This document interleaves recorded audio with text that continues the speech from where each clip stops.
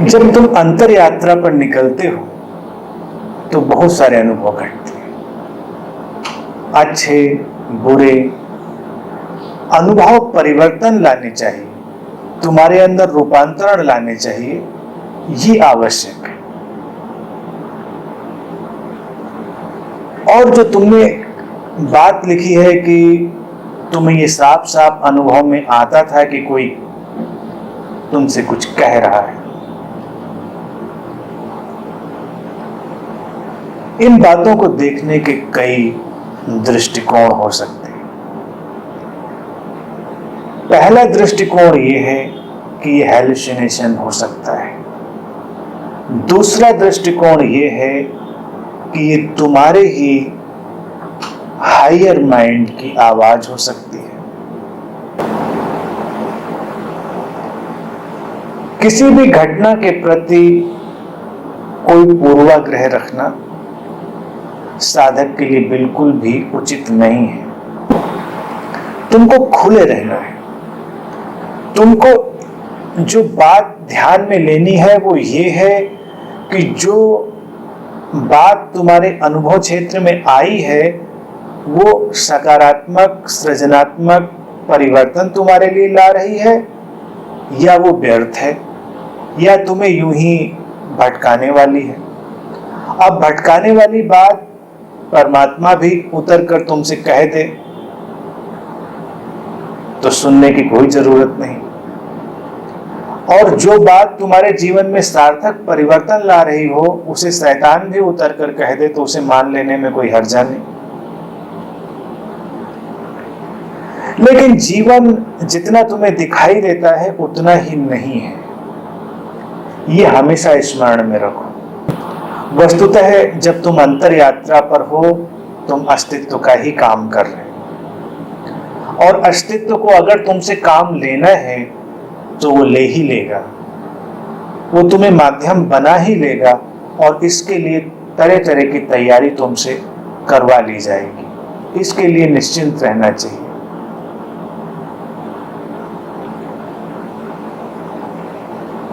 किसी को इस गलतफहमी में नहीं रहना चाहिए कि मैं इस संसार में कोई विशेष काम करने के लिए आया, तब तुम्हारा जीवन बोझिल हो जाएगा। तो मैं चाहूंगा कि तुम इस भाव को बिल्कुल न पकड़ना कि तुम किसी विशेष काम के लिए आए हो, तुम बस खाली हो जाओ। जैसे तुमने प्रश्न के आखिर में लिखा है कि तुमने सद्गुरु के हाथों में अपने को छोड़ दिया है, तो ऐसे ही तुम समझो अस्तित्व की धाराओं में तुमने अपने आप को छोड़ दिया है। अब अस्तित्व की धारा ही तुम्हें किसी ओर ले जाएगी। तुम्हें किसी ओर जाना है, तुम्हारा कोई लक्ष्य है, इसकी आवश्यकता नहीं।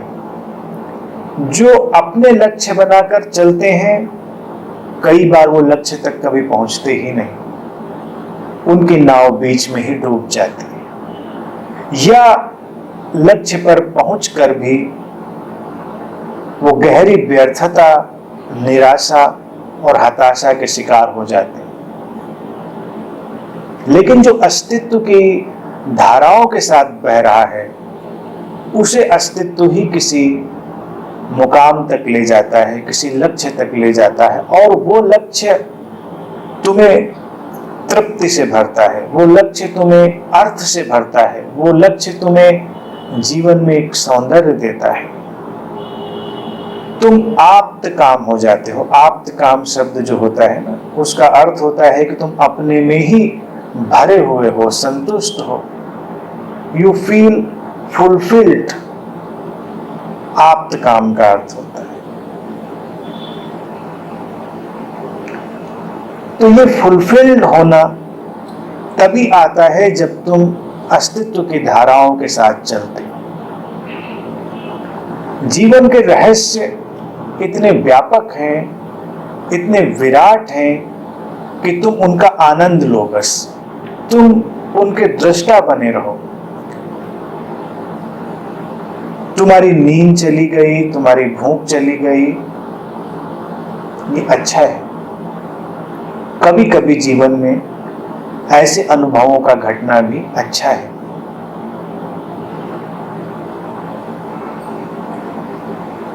कई बार व्यर्थ की बातों में लोगों की नींद चली जाती है, भूख चली जाती है। किसी को कोई वासना पकड़ गई, किसी की कोई इच्छा जागृत हो गई, कोई किसी चिंता या तनाव से भर गया और नींद जाती रहती और भूख जाती रहती उसकी। इससे बेहतर है कि तुम अपनी अंतर यात्रा में किसी शुभ कार्य की ओर बढ़ते हुए इस अवस्था में जा पहुंचो तो बेहतर है। नींद और भूख भी हमारे मन का एक ऐसा जगत है जिसके बारे में हमें ठीक ठीक अभी परिचित होना बाकी है। विज्ञान भी उस पर धीरे धीरे काम कर रहा है और अभी पूरी तरह से उसके बारे में हम वैज्ञानिक रूप से भी नहीं जानते। नींद हमारी सबसे रहस्यमय प्रक्रिया है, उस पर बहुत शोध चल रहा है और हम ठीक ठीक नहीं जानते कि जब हम नींद में होते हैं तो हमारे भीतर क्या होता है। इसी तरह से जो भूख लगना है या शरीर में भोजन ले जाना है, ये प्रक्रिया भी बहुत रहस्यमय है, लेकिन चूंकि हम पैदा ही उसके साथ होते हैं तो कभी उस पर ध्यान नहीं दे पाते। और जो इन दो बातों के प्रति जागृत हो गया, जागरूक हो गया, तो जीवन के अनेकों रहस्य उसके लिए प्रकट हो जाते हैं। फिर एक समता का बिंदु आएगा, सम्यकत्व का, बैलेंस का। जीवन में जब ऊर्जा जागती है तो कई बार वो पेंडुलम की तरह से मूव करती है। पेंडुलम की एक गति एक तरफ जाती है और दूसरी गति दूसरी तरफ। अक्सर बहुत बड़े बड़े साधक और बहुत बड़े बड़े योगी इसका शिकार हो जाते हैं और भ्रमित हो जाते हैं। वो समझ नहीं पाते कि ये हो क्या रहा है। जीवन में एक क्षण आता है कि उपवास ही उपवास है, उपवास घट रहा है। एक उपवास है कि उपवास करते हो, अनशन करते हो, तुम खाना छोड़ते हो, उसका कोई मतलब नहीं। परंपरा में वो भी प्रचलित है कि तुम खाना पीना छोड़ देते हो कुछ दिनों के लिए, वो उपवास नहीं है। कभी कभी ऐसा घटता है जैसा तुम्हारे साथ घटा कि तुम्हें जरूरत ही नहीं लग रही कुछ खाने पीने की, उपवास हुआ।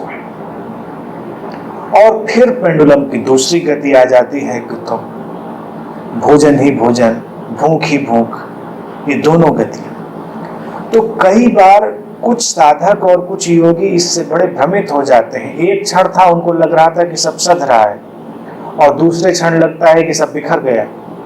क्योंकि जिसको ये लगा कि उपवास में रहना साधना है तो भोजन ठीक से करना उसे थोड़ा अपराध बोध जैसा जान पड़ेगा। जिसने ये मान लिया है कि जागते रहना साधना है तो जब वो थोड़ा ज्यादा सो जाएगा तो उसे अपराध बोध पकड़ लेगा। ऐसे ही काम की स्थिति, क्रोध की स्थिति, लोभ की स्थिति, जितने भी भाव हैं उन सब की स्थिति होती है। पेंडुलम की एक गति में तुम पूरी तरह उनसे मुक्त हो और दूसरी ही गति में सब तुम्हारे ऊपर एक तूफान की तरह हावी हो गए हैं। लेकिन तुम किसी अपराध बोध में मत पड़ो। ये एक नैसर्गिक प्रक्रिया है, ये एक नेचुरल प्रोसेस है। तुम्हारी ऊर्जा के जागने पर ऐसा ही होता है। इस बात में, इस प्रक्रिया में जो सुंदर बात ध्यान देने की है कि गति हो रही है। जैसे कांस्टेंट कोई खाना पीना करता रहे तो कोई खास बात नहीं है। पशु भी जब से पैदा होते हैं और जब तक शरीर छोड़ते हैं कांस्टेंट वैसे ही खाते पीते रहते हैं, खाना पीना, प्रजनन करना, वैसे ही सोना, वैसे ही मर जाना। तो जो गति ऐसे चल रही है उसमें कोई हलचल नहीं हुई। जीवन है हलचल का होना। ऊर्जा जागती है तो कुछ हलचल होगी। तो जब कोई हलचल पैदा हो तो तुम अपनी जागरूकता पर और ध्यान दो। तुम थोड़े और सजग हो जाओ, एक एक प्रक्रिया के प्रति थोड़ा चैतन्य हो जाओ कि क्या हो रहा है, कुछ नया घट रहा है, फिर वो तुम्हारे लिए कुछ नया लेकर आएगा। कभी कभी साधना की स्थिति में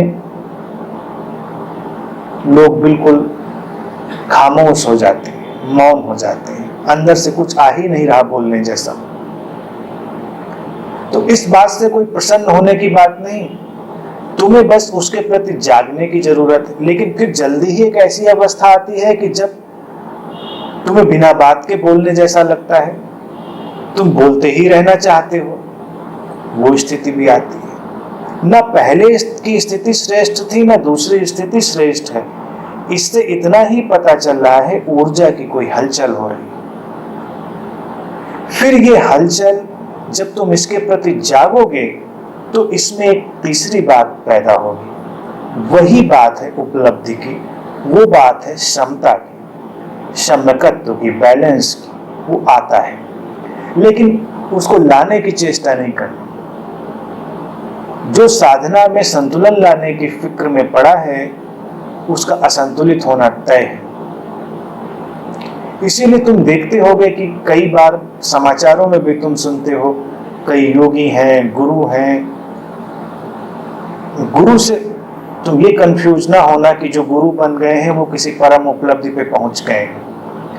कई बार लोग साधना की अवस्था में ही गुरु बन जाते हैं, खतरनाक है, फंस जाते हैं, फिर वो निकलने का रास्ता नहीं रहता।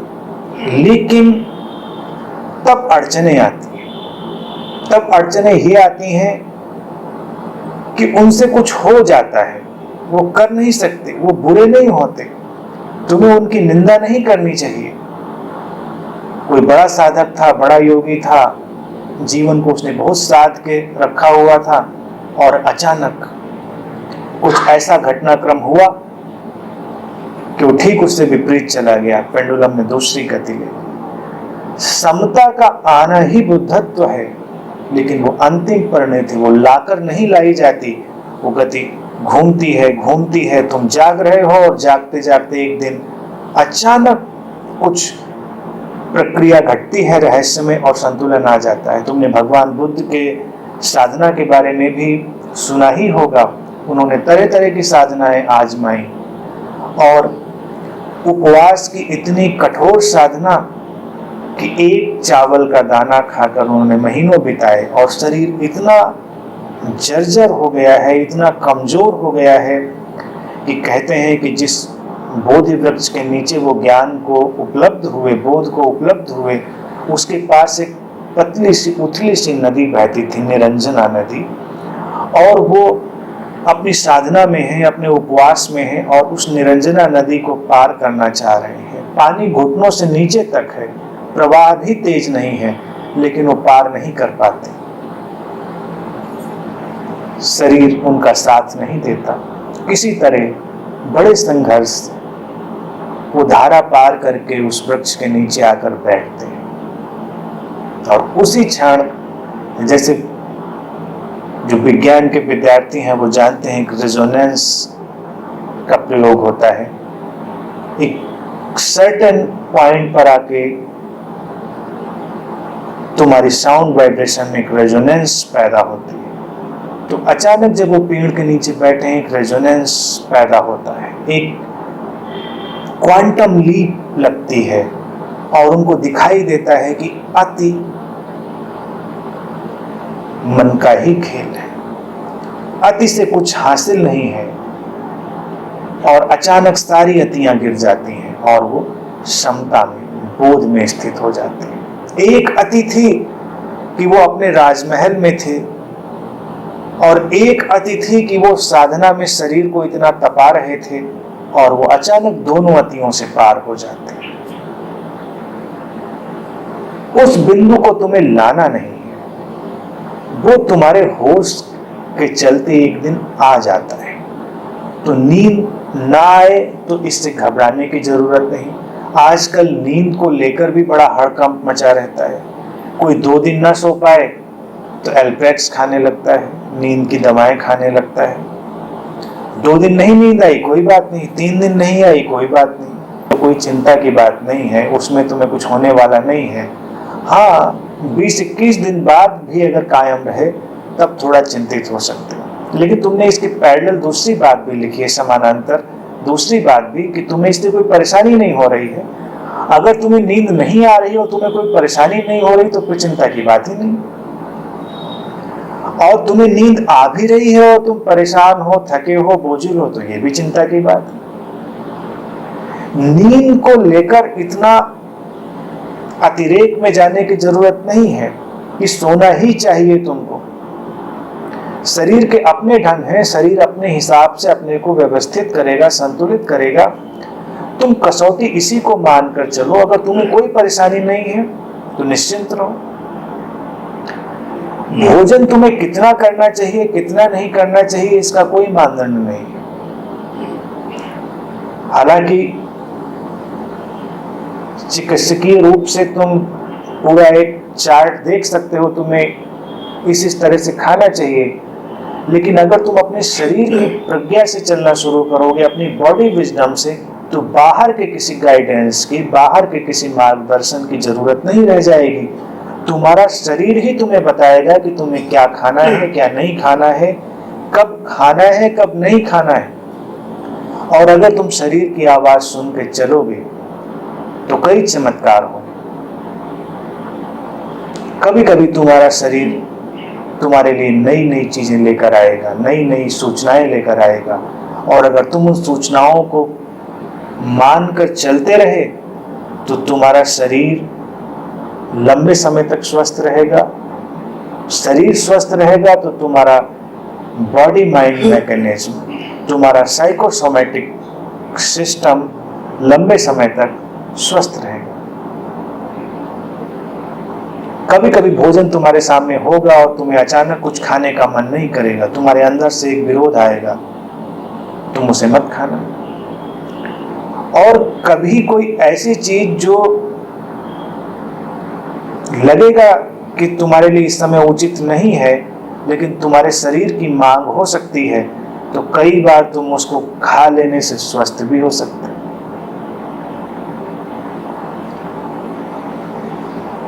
कई बार कोई औषधि है और वही बीमारी बन सकती है। आजकल तो मैं देखता हूं बहुत सारे लोग दवाओं के कारण बीमार हैं, औषधियों के कारण बीमार हैं, क्योंकि उनके सारे फार्मूले फिक्स हैं कि ये चीज इसको ठीक करती है, ये चीज इसको ठीक करती है, ये खाएंगे तो वो बीमारी ठीक होगी। थोड़ा न्यूरोटिक एटमॉस्फेयर हो गया है कि तुम इतना बीमारी से ग्रसित हो गए, तुम शरीर का आनंद ही नहीं लेते हो।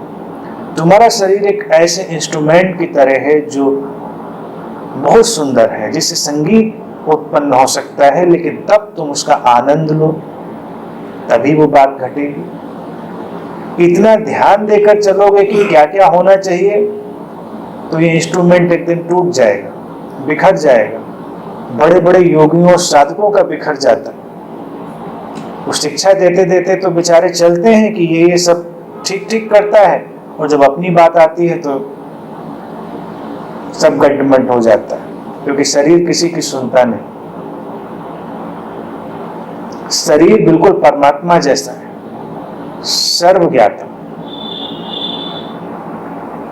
उसको सब पता है, युगों की प्रज्ञा उसके पास, लेकिन हमने उसे मौका नहीं दिया, क्योंकि हमने एक सोशल सिस्टम में उस चीज को ढाल लिया है। तो जो सोशल सिस्टम है वो तुमसे कहता है कि तुम्हें 8 घंटे सोना चाहिए, तुम्हें ऐसे ऐसे खाना चाहिए। तुम्हारी बदलती हुई व्यवस्थाओं के चलते तुम्हारे नींद के और भोजन के सारे क्रम परिवर्तित हो सकते हैं। तुम होश से भरे रहो और उनको चलने दो, चिंतित होने की जरूरत नहीं। चिंताएं तो कई बार ऐसे ऐसे अवसर पर तुम्हारे भीतर प्रवेश कर जाती हैं जब कोई आवश्यकता ही नहीं होती। कोई व्यक्ति हफ्ते 10 दिन बहुत प्रसन्न हो रहे, चिंतित होने लगता है। कि बात क्या है, हफ्ते 10 दिन बीत गए, मैं बहुत प्रसन्न हूं, तुम चिंतित होने लगते। तुम कहां कहां चिंतित हो सकते हो, हैरान करने की बात है। यानी कि जो विक्षिप्तता है वो समाज में स्वीकार्य है। इसको मैं कहता हूं नॉर्मल एबनॉर्मेलिटी, यानी कि हर व्यक्ति सामान्य विक्षिप्तता में एडजस्ट कर दिया गया है। तो जब लोग वैसे दिखते रहते हैं तो कोई चिंता नहीं होती, लगता है सब नॉर्मल है। कोई व्यक्ति बहुत शांत हो जाए तो लोग चिंतित हो जाते हैं कि महीने 2 महीने हो गए, ये बहुत शांत दिख रहा है, बीमार हो गया है, विक्षिप्त हो गया है, क्या हो गया है। और भोजन, इसके बारे में भी बहुत न्यूरोटिक होने की जरूरत नहीं है। उसके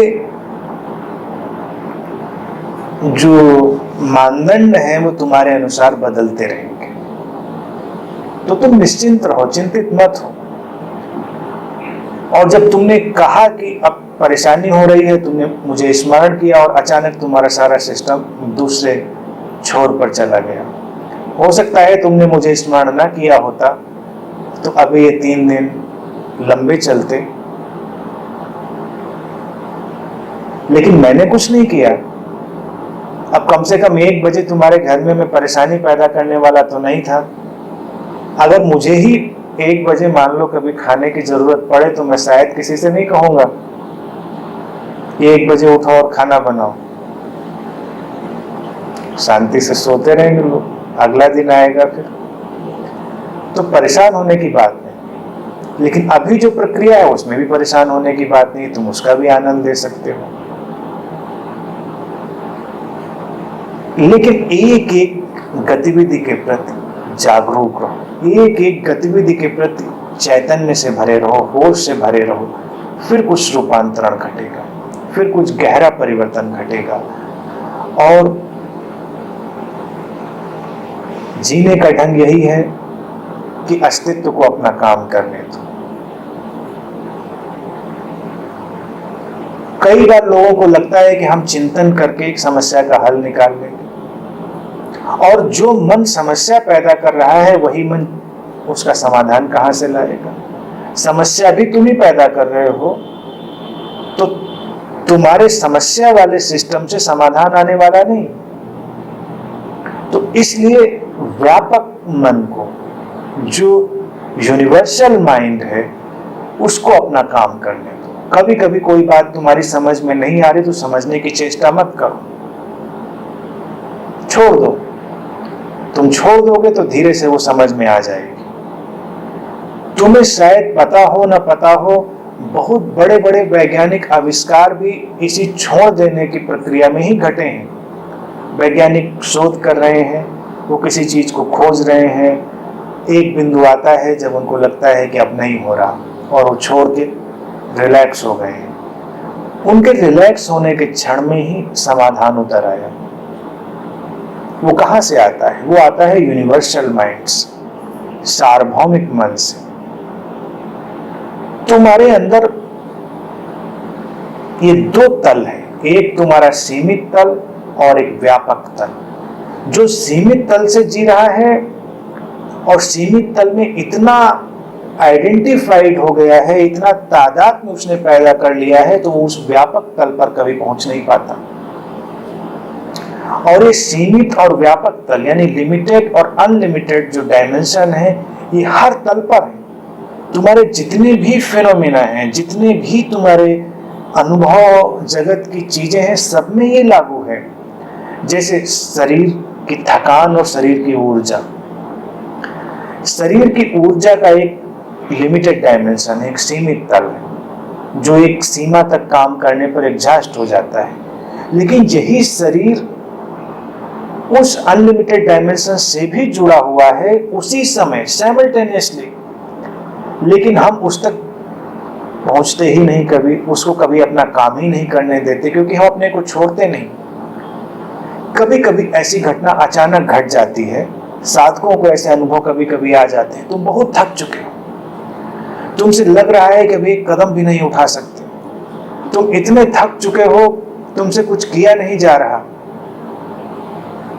और फिर तुम्हें लगता है कि चलो ध्यान में ही बैठ लेते हैं, और तुम्हें ध्यान में बैठने की भी ऊर्जा महसूस नहीं हो रही है, लेकिन तुम थोड़ी देर ध्यान में बैठे रहते हो, थोड़ी देर तुम रिलैक्स होते हो, और अचानक वो अनलिमिटेड डायमेंशन, वो असीमित दायरा सक्रिय हो जाता है, और तुम्हारे शरीर में स्फूर्ति के, शक्ति के, ऊर्जा के अनजाने स्रोत जागृत हो जाते। तुमने किया कुछ नहीं है, और अब तुम्हें लगता है कि तुम मीलों दौड़ सकते हो, अब तुम्हें लगता है कि तुम पता नहीं कितना काम कर सकते हो। तुमने उस असीमित तल को छू लिया। ऐसे ही विचार के तल पर कभी कभी तुम चिंतन कर रहे हो और कोई विचार नहीं आ रहा,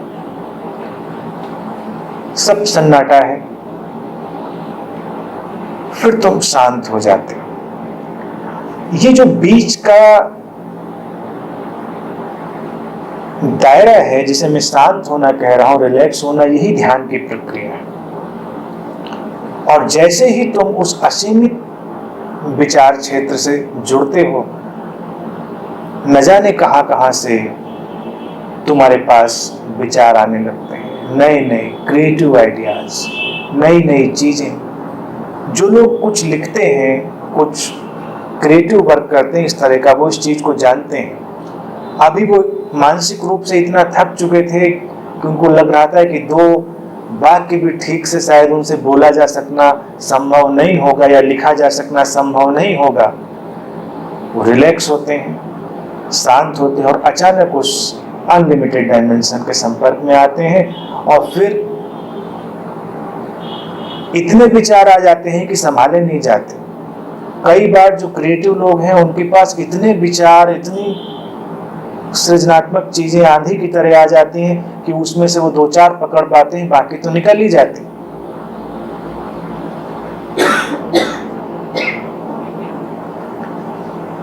तो हम अपनी शरीर या अपनी जो जीवन की व्यवस्था है, उसका बड़ा सीमित उपयोग करते हैं।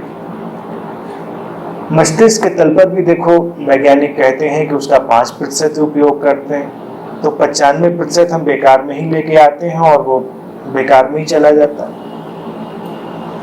लेकिन ये हालत ऐसा नहीं है कि मस्तिष्क के साथ ही 5% और 95% का संबंध तुम्हारी हर चीज से। तुम जीवन में केवल 5% का ही उपयोग कर रहे हो, और 95% वो असीमित दायरा है, वो अनलिमिटेड डायमेंशन है जो अछूता पड़ा है। तुम्हारा ध्यान केवल एक ब्रिज का काम करता है, जो तुम्हारे इस 5% और 95% को जोड़ देता है। तो कई बार अजीबोगरीब चीजें हो जाती हैं जो समझी या समझाई नहीं जा सकती, लेकिन अगर सब शुभ है, सुंदर है, तुम अच्छा अनुभव कर रहे हो, तुम प्रसन्न हो, तो फिर चिंता की बात नहीं। गलत जगह पर चिंतित होना बिल्कुल भी साधक के लिए चुनने योग्य नहीं है। जब सब ठीक है, शुभ है, तो निश्चिंत रहो और अस्तित्व को अपना काम करने दो। यही ध्यान की प्रक्रिया है।